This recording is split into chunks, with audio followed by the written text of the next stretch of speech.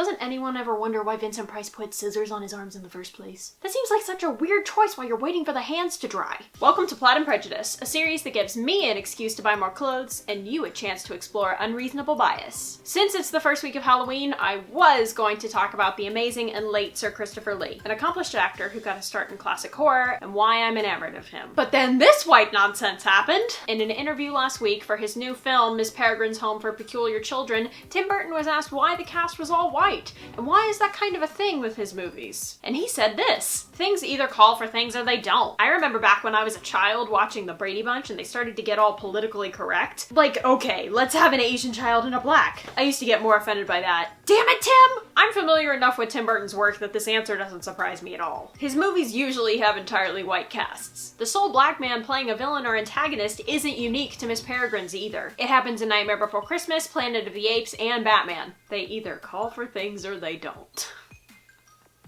Oh, Tim.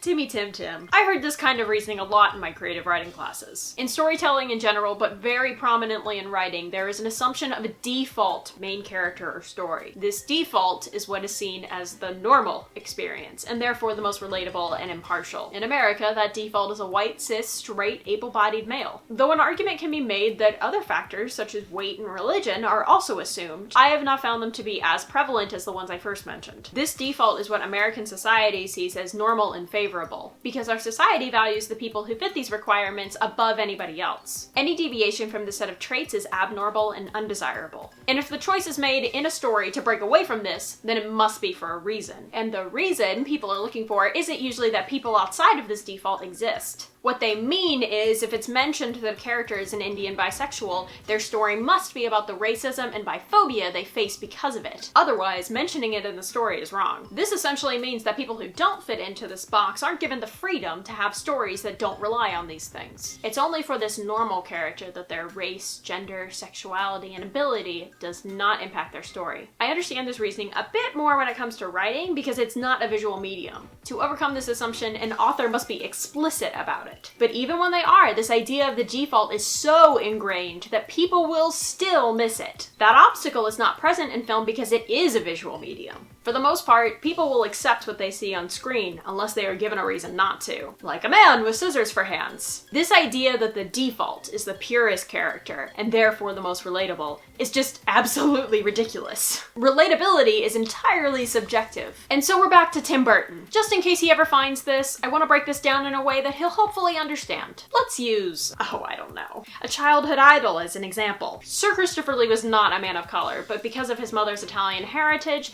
he did have darker skin than the average English gentleman. I am not here to discuss whether or not being Italian means you're a person of color. The important thing here is that his skin was not white enough looking. A combination of his height and perceived racial otherness led him to be cast as monsters, villains, and other races.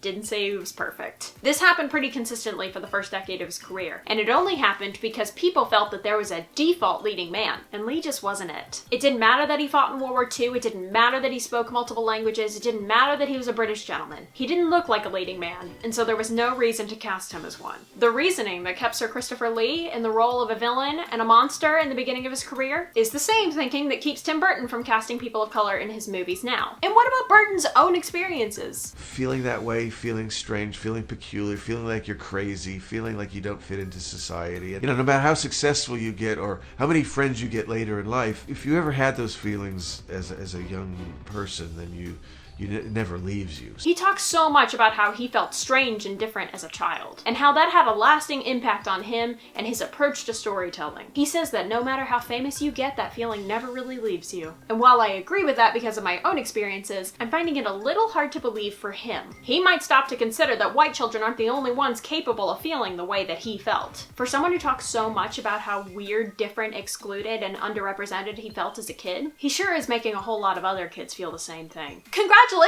You're contributing to a system that made you feel rotten as a child. F***ing hypocrite. Nightmare Before Christmas is one of my favorite movies of all time. I haven't liked everything he's done. What even was Dark Shadows really? And I genuinely want to believe he's not a bad person. But seriously, what he said was so racist. I'm gonna let you in on a little secret, Tim. People that aren't like you exist, whether or not you think there's a reason for them to. And I think we both know that. If there's room in this world for a pterodactyl screaming, Christopher Walken headless horseman, then there's room for some diversity in your films. Thanks for watching. Like this video if you think that a person should only be white in a story if it calls for it. Leave a comment below with your favorite Tim Burton movie, or your least favorite, and subscribe to The Princess and the Scrivener for more Disney, intersectional feminism, pop culture critiques, and more. The Princess will see you next week.